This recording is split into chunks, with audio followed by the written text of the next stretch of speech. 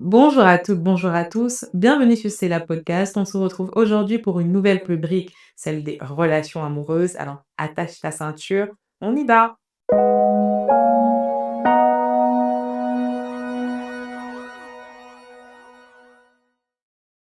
Donc, rebonjour. On va parler aujourd'hui des relations amoureuses. Bon, c'est un sujet un peu touchy, donc on va y aller tout doucement. Et je crois que par la grâce de Dieu, on va avoir des fraîches révélations. Mais avant de commencer, je t'invite à incliner la tête avec moi. On va prendre quelques instants pour prier. Seigneur, nous sommes dans ta présence cet après-midi parce que nous voulons apprendre, nous voulons aller encore plus en profondeur avec toi et nous voulons, Père, que tu puisses nous apporter la sagesse et l'intelligence afin de savoir comment aimer comme toi, comment aimer comme notre Seigneur Jésus et comment bâtir des relations, une relation amoureuse solide selon tes critères et selon les critères du royaume. Alors fais-nous du bien cet après-midi, c'est dans le nom de Jésus que nous avons prié. Amen. Let's go! On va parler des relations amoureuses. J'ai commencé par chercher déjà dans le dictionnaire Larousse ce que ça signifie relation. Donc, ça dit que c'est un ensemble de rapports et de liens existants entre personnes qui se rencontrent, se fréquentent, communiquent entre elles. Ça peut aussi être des relations de bon voisinage. Et ce qui m'a frappé, c'est que Jacques Chardonnay, en 1937, dans un de ses livres, a expliqué en fait l'amour comme étant l'attirance affective ou physique qu'un être éprouve pour un autre auquel il est uni ou alors auquel il désire s'unir par un lien généralement étroit. Et il y a quelque chose de particulier qu'il a dit. Il a dit l'amour, c'est beaucoup plus que l'amour. Donc, je suis allée chercher un peu, je me suis dit, ok, un païen qui définit l'amour comme étant beaucoup plus que l'amour. Ça veut dire qu'il a une vision de l'amour que la population en général peut avoir, mais qui va bien au-delà de cette pensée-là. Et je me suis questionnée, c'est quoi l'amour en fait selon Dieu ? Parce que quand on parle de relations amoureuses, il ne s'agit pas simplement de se mettre avec le bro ou de se mettre avec l'assistant. En fait, il y a plein d'autres éléments qui rentrent en ligne de compte. Il y a plein d'autres choses qui rentrent en ligne de compte et on va décortiquer ça ensemble. Donc, l'amour selon Dieu, qu'est-ce que c'est ? On va aller dans 1 Corinthiens 13, le verset 4, à partir du verset 4 jusqu'au verset 8. Il est écrit « L'amour est patient, il est plein de bonté, il n'est pas envieux, il ne se vante pas, il ne s'enfle pas d'orgueil. Il ne fait rien de malhonnête, il ne cherche pas son intérêt, il ne s'irrite pas, il ne soupçonne pas le mal, il ne se réjouit pas de l'injustice, mais il se réjouit de la vérité. Il pardonne tout, il croit tout, il espère tout, il supporte tout. L'amour ne meurt jamais. Les prophéties disparaîtront, les langues cesseront, la connaissance disparaîtra. On se rend compte ici que Dieu, au travers de l'apôtre Paul, nous donne une définition de l'amour qui est beaucoup plus large que ce que nous, on peut imaginer, que ce que nous, on peut se donner comme idée, comme concept de l'amour. Souvent, on dit, oui, je suis tombée amoureux, je suis tombée amoureuse, j'ai eu le coup de foudre. Oui, mais en fait, le Seigneur nous montre que l'amour, c'est plus que ça. L'amour, c'est plus que simplement une attirance physique. L'amour, c'est plus que un homme et une femme qui se mettent ensemble. L'amour, c'est plus que deux êtres qui veulent simplement être ensemble ou qui veulent chatter ensemble, se DM, passer la journée ensemble, etc. En fait, l'amour a une dimension plus profonde que ça encore. Et ce que j'aime vraiment dans ce verset, c'est lorsque Paul nous dit que l'amour ne meurt jamais. L'amour ne meurt jamais. Ça veut dire que dans les relations où il y a eu du divorce, où il y a eu des séparations, en fait, on se rend compte que c'était pas de l'amour dans ces relations-là. Parce que la parole de Dieu, elle est vraie, elle subsiste éternellement. Tout finira par passer, le monde finira par passer, les princes, les royaumes, les principautés, comme dit la Bible. Mais la parole de Dieu, elle reste toujours fixe, elle reste éternelle. Et cette parole-là nous dit l'amour ne meurt jamais. Donc pourquoi est-ce que finalement dans les couples, l'amour finit par disparaître ? Pourquoi est-ce que dans les mariages, l'amour finit par disparaître ? Pourquoi est-ce que le bro qui te plaît aujourd'hui, ton crush que tu as aujourd'hui, en fait, s'estompe au bout de 2-3 mois ? En fait, c'était pas de l'amour. C'est-à-dire que c'était autre chose que de l'amour. En tout cas, que de l'amour selon la pensée de Dieu. Et pour ça, on va essayer un peu de connaître les différents types d'amour. On en avait déjà parlé dans l'épisode précédent. Raison pour toi d'aller regarder l'épisode précédent si tu l'as pas vu encore. Donc, dans l'épisode précédent, on avait parlé des différents types d'amour. Et là, on va reprendre un peu plus en profondeur les différents types d'amour. On avait parlé notamment de l'amour philéo, qui est un amour plutôt fraternel, qui est un amour, une affection plutôt basée sur de la tendresse, la camaraderie, sur notamment le fait qu'on soit proche, qu'on aime nos amis, qu'on aime nos frères, ou alors qu'on aime les membres d'une même communauté, d'une communauté à laquelle on appartient. Ça, c'est plutôt de l'amour philéo. C'est une caractéristique de l'amour. Ça ne veut pas dire que ce n'est pas de l'amour, mais c'est de l'amour philéo. C'est un type d'amour, celui qu'on manifeste à ses proches, celui qu'on manifeste à ses amis. Ensuite, on a l'amour éros, qui est l'amour plutôt passionné, qui est l'amour romantique, sensuel, celui qu'on retrouve finalement chez ces personnes qui disent « j'ai eu un coup de foudre ». Mais en fait, ou alors « ah mais le bro il me plaît », c'est comme on aime dire, c'est mon type, c'est mon genre. En fait, c'est le physique qui attire à ce moment-là et qui te donne l'impression d'avoir ce qu'on appelle de l'amour. Et c'est de ce mot-là d'ailleurs que vient l'érotisme, qui est un courant actuel dans le monde, ou aussi l'érotomanie, qui est une maladie psychiatrique quand on est tellement attiré par quelqu'un que ça en devient maladif. Donc il y a ça. Et sachant que je voulais vous parler aussi, quand même, j'avais à cœur de vous parler de quelque chose de très important, c'est que souvent en tant que chrétien, on a tendance à penser que on doit aimer pour aller jusqu'au mariage. Effectivement, on doit aimer pour aller jusqu'au mariage. Mais ces types d'amour, ces définitions de l'amour, on n'a pas terminé encore, hein. Mais ces différentes manifestations de l'amour sont des manifestations que le Seigneur nous a données. Ça veut dire que c'est pas interdit de ressentir de l'amour éros. C'est pas interdit. Pourquoi? Parce que il faut que le mari ressente de l'amour éros envers sa femme et que la femme, inversement, le ressente aussi vers son mari pour que les deux puissent aller l'un avec l'autre et qu'ensuite ils puissent avoir ce qui en découle souvent en général, le fait d'avoir des enfants, etc. Mais selon la volonté de Dieu, selon le plan de Dieu.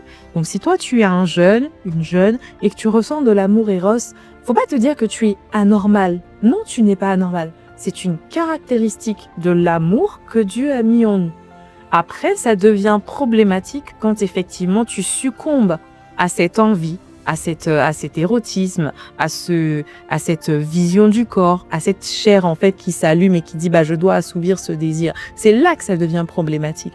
Mais au contraire, le fait de ressentir ce type d'amour n'est pas en soi problématique. Donc pour continuer, on revient là sur nos caractéristiques de l'amour. Il y a également l'amour storgé. Et compassion de moi, je parle pas très bien le grec.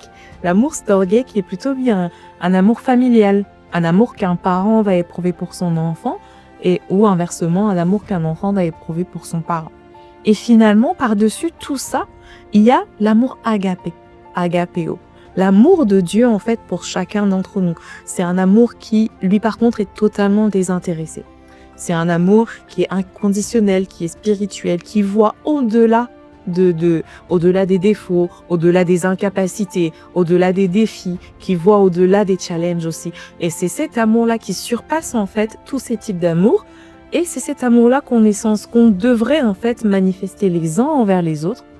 Les frères envers les sœurs envers les frères, l'époux envers son épouse et l'épouse envers son époux, etc. Bon, ce qui nous intéresse cet après-midi, c'est alors les relations amoureuses, comme on est dit si bien depuis le début. Mais on pouvait pas commencer en fait sans expliquer ces différents types ces différentes manifestations finalement de l'amour pour que chacun de nous puisse aller sur une bonne base et savoir, ok, là je suis une sœur, je vois un frère qui me plaît, qui m'attire. Qu'est-ce que c'est en fait? Faut pas que je dise oui, je suis amoureuse et tout. Non, c'est pas de l'amour. C'est de l'attirance. L'attirance, c'est pas l'amour. Il faut pouvoir connaître en fonction des différents types d'amour ce qu'on éprouve, ce qu'on ressent dans telle ou dans telle relation avant de se dire ok, je suis amoureuse ou alors ok, je vais me lancer dans une relation amoureuse. Avant de se lancer dans une relation amoureuse, nous prenons le temps cet après-midi d'étudier un peu, d'étudier notamment le fait de pouvoir s'investir. Avant d'aller dans une relation, il faut se poser une question. Est-ce que je suis prêt ou prête à m'investir dans une relation amoureuse? Parce qu'une relation amoureuse, ça demande de l'énergie, ça demande du temps, ça demande de la consécration, ça demande aussi une certaine maturité. Une maturité. On va étudier tout à l'heure les relations amoureuses dans le cadre de l'adolescence et les relations amoureuses une fois qu'on a passé l'âge adulte ou le jeune adulte.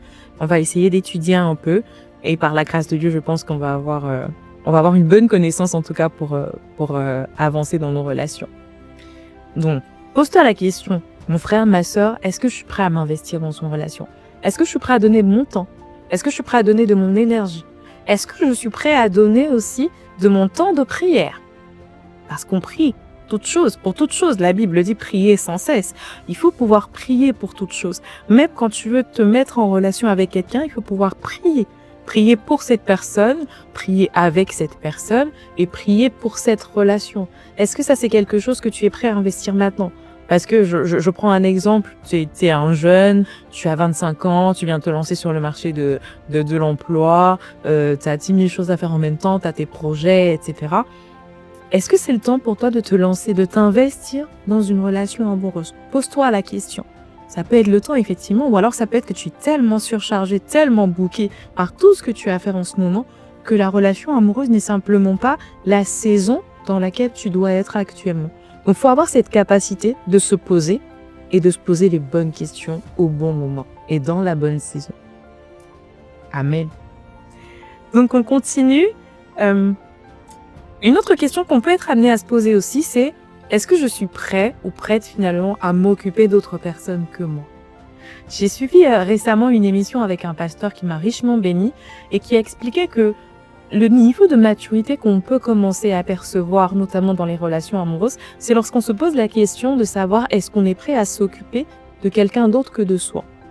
C'est souvent on a l'habitude de s'occuper de soi, on n'arrive même pas à se faire à manger pour soi-même, on n'arrive pas à s'occuper, à faire de la lessive pour les autres et pour soi-même, etc.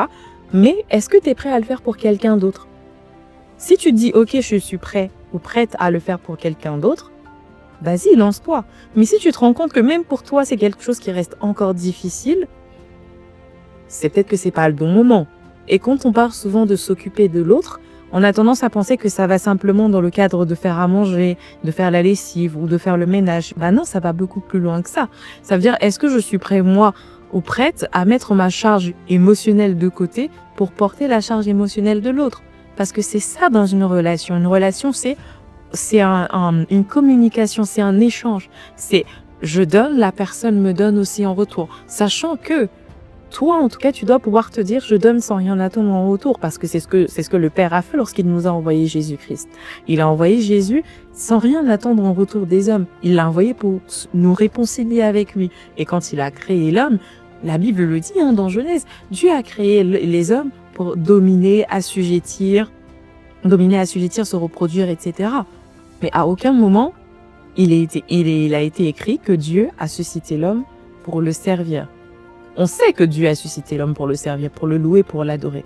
Mais le Père n'a rien attendu en retour. C'est simplement quelque chose qui découle logiquement du fait d'avoir été créé, d'adorer son Créateur, de servir son Créateur. Mais Dieu il nous a donné la vie, il nous a donné Jésus, sans rien attendre en retour. Donc toi, qu'est-ce que tu donnes en fait? Est-ce que tu donnes ton temps? Est-ce que tu donnes ton énergie? Est-ce que tu donnes tes finances pour ceux qui sont déjà financièrement indépendants? Est-ce que tu donnes ton temps de prière? Est-ce que tu donnes ton temps de jeûne en fait?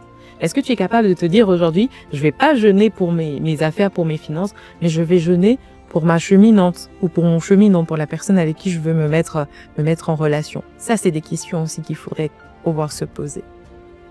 Une autre question très importante qu'on avait abordée dans le podcast précédent, c'est qu'est-ce que j'apporte dans cette relation? Comment je viens? Est-ce que je serai une bénédiction dans la relation dans laquelle je vais?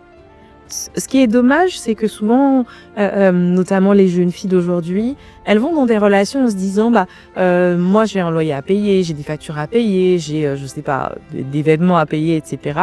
Moi, je veux quelqu'un qui est déjà bâti, qui est déjà assis, qui a déjà tout financièrement, qui travaille, qui est indépendant, ok. Lui va t'apporter tout ça. Mais toi, qu'est-ce que tu lui apportes? Et là, je prends le temps de m'adresser notamment à une jeune fille. Qu'est-ce que tu apportes dans une relation? Parce que si dans une relation, tout ce que tu apportes, c'est ton corps, pose-toi les bonnes questions. Tu n'es pas qu'un simple corps. Tu es un esprit. Tu es une âme dans un corps. Tu ne peux pas simplement apporter ton corps dans une relation. Tu dois pouvoir apporter une dimension spirituelle aussi dans ton couple, dans ta relation amoureuse. Tu dois pouvoir apporter une dimension aussi où les blessures de l'âme de la personne en face sont guéries par ta simple présence, par ce que tu apportes, par ce que tu transportes aussi. Demande-toi qu'est-ce que j'apporte. Est-ce que je serai une bénédiction? Est-ce que je serai le type de personne qui, il ou elle va rentrer dans une relation, mon partenaire en face va voir ses affaires fructifier, va voir sa vie être changée en bien, va voir ses connexions divines venir à lui. Ou alors au contraire, est-ce que je vais tellement m'accaparer de la personne que je vais même finir par couper cette personne en fait des relations qui devaient être bénéfiques pour lui, qui devaient le bénir ou la bénir. Donc pose-toi ces questions-là. On va prendre quelques temps, quelques instants pour prier. On va incliner la tête. Peut-être que là, je t'ai poussé à aller dans une réflexion et tu te dis, bah finalement, toutes ces questions-là, moi, j'ai pas les réponses en tête. Je sais pas comment faire. Ou alors, Seigneur, je suis totalement perdu. Je suis aveugle, je ne vois pas les réponses à ces questions-là. Incline la tête avec moi pendant 30 secondes, on va prier. Père de grâce, merci parce que tu nous pousses à aller encore en profondeur. Merci parce que tu nous pousses à chercher encore plus, à vouloir donner encore plus de nous. Seigneur, nous prions pour que tout voile qui est déversé sur nos yeux et qui nous empêche de faire cette introspection et de voir en nous-mêmes quel est le type de personne que nous pouvons être dans les relations, Père. Nous prions que ce voile se déchire et que tu nous accordes la capacité de pouvoir nous voir au travers de tes yeux, au travers de la lumière de la parole et que tu révèles en nous, Seigneur, les dons, les talents, Seigneur, les capacités que tu as mis en chacun d'entre nous afin que nous soyons une réelle bénédiction dans nos relations amoureuses, dans le nom de Jésus. Amen. On va continuer. Amen, on va continuer. Et là, je vais prendre un peu le temps de parler à l'hébreu. Ah, l'hébreu, je vous aime vraiment. D'un amour philéo. Bon, non, d'un amour agapé. Agapéo. Je vous aime vraiment. Et on va prendre le temps d'échanger. Parce que souvent, ce qu'on a remarqué aussi, c'est que les jeunes filles, les jeunes femmes sont énormément préparées au mariage. Énormément. Il y a des camps pour les jeunes filles, il y a des temps de partage avec les mamans, avec des personnes plus âgées aussi. Il y a les mamans aussi souvent de la communauté, de l'église ou même de la famille qui prennent le temps d'échanger avec les jeunes filles, de leur dire qu'il faut que tu sois une bonne épouse, il faut que tu saches faire ci, que tu saches faire ça, que tu fasses ci, ça, etc. Mais sinon pour les bros, c'est un peu à la one again. Donc on va prendre un peu le temps d'échanger. Bon, mes bros. Souvent, ce qu'on entend les frères dire, c'est quand on leur demande, moi quand je discute avec certains frères de mon église, je leur demande, est-ce que tu as déjà eu une sista? Est-ce qu'il y a une sista qui te tape à l'œil? Ou alors, qu'est-ce que tu visualises en fait chez la sista que tu veux? Et c'est dommage parce que la première réponse est souvent, moi je veux une sista qui sache cuisiner, qui sache bien faire à manger. Hein, je veux manger comme un roi. Frère, assieds-toi 2 secondes. Allons dans Genèse. Bon, malheureusement, j'ai plus la référence, mais allons dans Genèse. Lorsque Isaac a demandé à son fils Ésaü, il a dit à Ésaü, il sentait qu'il était déjà à la fin de sa vie, et il a dit à Ésaü, va à la chasse, récupère-moi un chevreuil, et prépare-le comme j'aime, que je puisse le manger afin que je te bénisse. Bon, qu'est-ce qui attire notre attention? Déjà, Isaac a dit à son fils d'aller à la chasse. Bon, déjà, son fils a été le pourvoyeur du chevreuil. Donc, il faut déjà que tu sois un pourvoyeur, premièrement. Deuxièmement, on se rend compte que Isaac a dit à son fils, prépare-le comme j'aime. Donc, Ésaü avait déjà certainement fait à manger pour Isaac. Donc, Isaac avait déjà certainement apprécié la manière de faire d'Ésaü, la manière de cuisiner d'Ésaü. Et il avait tellement aimé que le gars a dit, pour que je te bénisse en fait. Afin que je te bénisse. Donc, tellement son cœur était dans la joie d'avoir si bien mangé qu'il a béni Ésaü. Donc, en gros, quand tu dis non, moi je dois avoir une femme qui cuisine, etc., papa, toi-même, faut d'abord savoir cuisiner. Ésaü était un homme, donc tu n'as pas d'excuse. Si la Bible même qui a été rédigée il y a plus de 2000 ans, qui est toujours la vérité jusqu'aujourd'hui, qui est la parole de Dieu, nous montre Ésaü comme quelqu'un qui savait faire à manger. Donc, toi, si tu peux faire à manger, non. Je compte sur toi. Au moins pour essayer, pour apprendre. Hein. Au moins pour apprendre. Et ensuite, il y a aussi plusieurs aspects que les jeunes hommes aujourd'hui malheureusement négligent, c'est celui de la propreté. Tu vas aborder une sista et puis, en tout cas, on ne sait pas c'était quand la dernière lessive, on ne sait pas c'était quand la dernière douche. Ah mon frère, Donc tu sais, c'est comme quand tu vas, alors, pour les frères qui aiment bien les baskets, etc., quand tu rentres dans le magasin et que tu vas aller acheter la dernière paire de Jordan et tout, tu vois, même la disposition du magasin te donne envie d'acheter, te donne envie de rentrer. Comment la vitrine est propre, comment on travers de la vitrine. Souvent, même, on voit souvent certaines vidéos sur YouTube où la vitrine est tellement propre qu'en fait, tu te fracasses le visage dessus parce que c'est tellement propre que tu vois pas que c'est une vitrine, en fait. Sois la vitrine de ce que tu es, en fait. Sois la vitrine. On n'est pas en train de dire que ce serait quelque chose de, on va dire quoi, quelque chose d'orgueilleux ou d'autant, non. Mais tu es une créature faite à l'image de Dieu. Tu es saint. Reflète cette sainteté au travers même de ta façon de te présenter à l'assista, au travers de ta façon de te tenir. Il faut que même l'assista sente que, parfois il y a une odeur là que je sens en fait, qui attire mon attention. Donc il faut que tu sois dans une présentation comme dans ce magasin-là, comme cette paire de chaussures dans ce magasin, que tu sois dans cette présentation qui donne envie de rentrer dans le magasin. Si le magasin, par exemple, est sale, la vitrine est sale, avec, je sais pas moi, des choses taguées dessus, avec des écriteaux dessus, tu n'auras même pas envie de rentrer pour regarder dans le magasin. Tu vas te dire, oh bon, ça va être n'importe quoi, je rentre pas. Tu vois, il faut que tu donnes envie, en fait, à l'assista de te chercher, de vouloir comprendre un peu qui tu es. Hein. Et puis, quand tu t'approches de l'assista pour lui dire bonjour, il faut que tout, en fait, donne envie à l'assista de te répondre. Tout, même ton haleine doit donner envie à l'assista de te répondre. Tu vois, donc. Si, alors, sur le plan plutôt médical à ce moment-là, il y a des personnes qui ont des haleines un peu compliquées, c'est vrai, mais souvent c'est des problèmes de santé. Ça peut être un problème de santé, ça peut être un problème au niveau des gencives, ça peut être des caries dentaires, ça peut être un problème plus profond, si ça peut être un problème intestinal. Donc, n'hésitez pas à consulter. N'hésitez pas à consulter un médecin si jamais c'est votre cas, si vous vous retrouvez dans ce cas-là.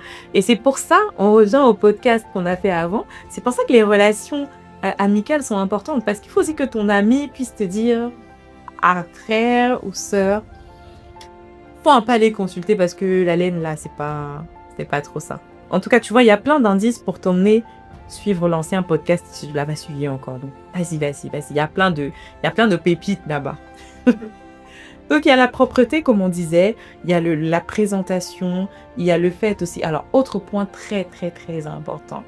Même si l'assista ne va pas voir les sous-vêtements, mon frère, faut changer les sous-vêtements. Faut changer. Ce qui est dommage dans notre société actuelle, c'est que on reconnaît que les hommes ont souvent des sous-vêtements qui des fois peuvent être là depuis 2, 3, 4 ans, avec des petits trous par-ci, par-là, et puis on se dit, bon, de toute façon, personne ne voit. Mon frère, personne ne voit. Mais le Saint-Esprit qui est avec toi, qui est ton aide, il voit tout, il sait tout. Le Saint-Esprit, tu sais que quand tu es rempli du Saint-Esprit, même la saleté commence à te fatiguer. Même le fait de ne pas être propre, même le fait d'avoir une présentation qui ne reflète pas Dieu, commence à te poser des problèmes en fait. Commence à te mettre un peu mal à l'aise. Donc demande au Saint-Esprit, si tu sais pas comment changer tes sous-vêtements, si tu sais même pas quels sont les sous-vêtements qui sont adaptés pour toi, parce qu'on repart sur le côté médical, il y a des sous-vêtements qui sont adaptés pour tout type d'âge. En fonction de l'âge, en fonction de la morphologie aussi, en fonction de la présentation physique, il y a des types de sous-vêtements qui sont adaptés. Donc si tu sais même pas quel est le sous-vêtement qui est adapté pour toi, demande au Saint-Esprit. Et si tu es bien sûr indisposé dans le fait d'aller demander à quelqu'un, demande au Saint-Esprit. Et le Saint-Esprit va t'aider, le Saint-Esprit va t'équiper, il va t'indiquer, ça c'est bon, ça c'est pas bon, ça c'est bon, ça c'est pas bon. Et n'hésite pas à aller voir un médecin si tu te poses des questions. Ou alors ton médecin de famille qui pourra certainement répondre à ces questions-là pour toi, qui pourra t'aiguiller. Donc, mes bros, je vous ai un peu chargé, mais on continue, parce que je vous aime beaucoup.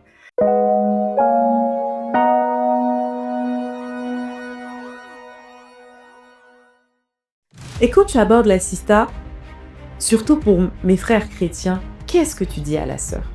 Qu'est-ce que tu dis à la sœur? Oui, tu es chrétien, tu es assis dans la parole, tu es bâti dans la parole. Amen, je rends gloire à Dieu pour ta vie. Mais c'est pas tout. C'est pas tout. Quels sont les sujets de conversation que tu as avec la sœur? Est-ce que pendant toute la relation, vous allez parler de Genèse à Apocalypse. À un moment, vous allez finir, vous allez arriver à la fin d'Apocalypse, vous faites comment vous recommencez en temps de Genèse à Apocalypse. Qu'est-ce que tu dis à la sœur? Qu'est-ce que tu apportes à la sœur?